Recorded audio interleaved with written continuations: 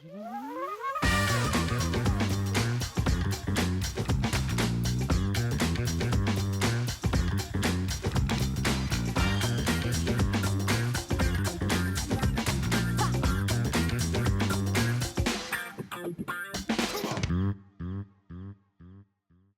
guys, a few weeks ago I explained that I had to stop making videos because the time it took to make a video was basically taking all week and my work-life balance was completely out of whack and it's just driving me insane. And the reason is because I was having a lot of technical problems. Now, half of those problems were due to the laptop and half of the problems were due to the camera. So in this video I'm going to explain what they were, how I resolved it, and how we're back to making videos. KOMBI Life is back online. First off, I want to say thank you very much to all the people that offered me their old phones, cameras and laptops so that we could get back to making videos. I really appreciate it.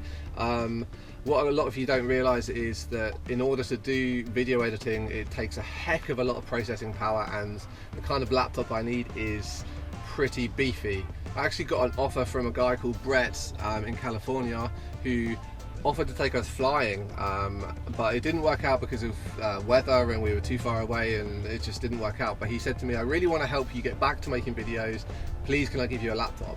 And I was like a new laptop, and I was like, oof. I have difficulty accepting charity like that. I don't mind if I can crowdsource, if everybody chips in and we can get towards like resolving the problem, but to accept one big gift like that from somebody, even if it is to get the videos back online, I just had so much trouble doing it. So I said no, thank you very much to Brett.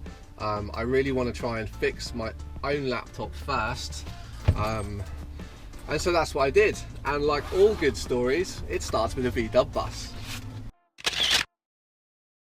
Dwayne had been following our social media for a while in our journey, and he invited us round to see if we could resolve some of the issues with our laptop.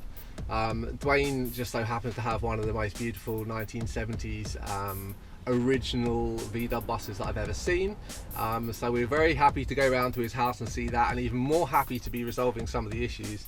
I really wanted to make sure that I tried to do everything I could with my laptop before I looked at replacing it, because they're not cheap to do that. It's not cheap to get a replacement. This one, over the last 6 months or so, I've replaced the hard drive, upgraded that, I've completely upgraded all the memory, and around at Dwayne's house we changed the screen as well to a full HD screen, which required taking it all apart. We tried to fix the USB ports here that weren't working. We did a bunch of work on the laptop, and I have to say that it's much better than it was before. However, it's still not powerful enough to do the video editing that I do, and part of the reason is because the very fancy graphics card that was in this when I bought it is designed for gaming and is not compatible with the video editing software that I use, Adobe Premiere Pro, which is a bit of a bummer. It basically means that when I'm editing videos, all I see is 1 in, I don't know, 100 frames, so I can't actually see what I'm doing until I've finished it, and it takes hours and hours and hours to render the video. So with power being an issue, it's a very difficult thing to do. This laptop has been with me since Colombia in 2012, so it's had a heck of a lot of use. I've done a lot of video editing on the road, in the desert, in various mechanics, just in the rainy season. I can't even believe that it survived this long, but it's definitely done. So I contacted Brett and said, if that offer still stands, I would appreciate it if you could lend me the laptop until I can finish making this series. And he said, absolutely no problem, very happy to help, I'll send one to you. So now, ta-da! We have a new laptop, which is incredible. Honestly, this thing makes such a difference. Now, when I press render, it does it in a few minutes rather than a few hours. I can't begin to explain to you the difference that makes with video editing. That has completely changed the way that I make the videos. I can actually see what I'm doing, which makes things a lot quicker. It makes it a lot less frustrating, and I'm so stoked that I get to keep sharing this adventure because I can actually see what I'm doing now. Another thing that Dwayne helped us with was the solar panel. This is our outlet from our solar panel. The solar panel joins to a huge battery which we made in California with Jag 35, Jehu Garcia, the super brain, helped us put together 150 laptop batteries. We've got these under the bed, which basically gives us a week's worth of power. He also made this device here.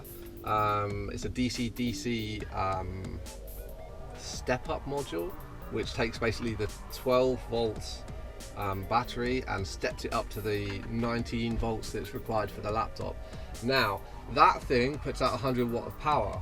That was fine for my old laptop. This new beast of a thing needs something like 150 or 170 watts, which means basically we can't charge it from a DC-DC inverter anymore. A bit of a pain. I've temporarily wired in a inverter, so now I take the power from the laptop batteries underneath the bed and ramp it into AC and then plug in my laptop to that. It works. We are still working off the grid, and on days like this when it's nice and sunny, I'm getting great power. Unfortunately, it doesn't give me as much power as I used before because it's less efficient, so now I get like 1 or 2 days of work rather than the whole week of work. But I'm going to replace the module. I'm ordering it down. It's coming from China, it's going to California, and hopefully somebody can send it to me from California to wherever I happen to be in a month's time or so. So it's just a bit frustrating, but I am getting there. That's 50% of the problem. So now I can edit the videos easier. The other 50% of the problem is the camera situation that I talked about in my last video. I haven't done my makeup today, so we're squeezing in. How's our voltage? 12.3? Okay, good.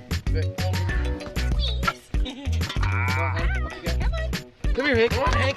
Come here, good boy. Good boy, Hank.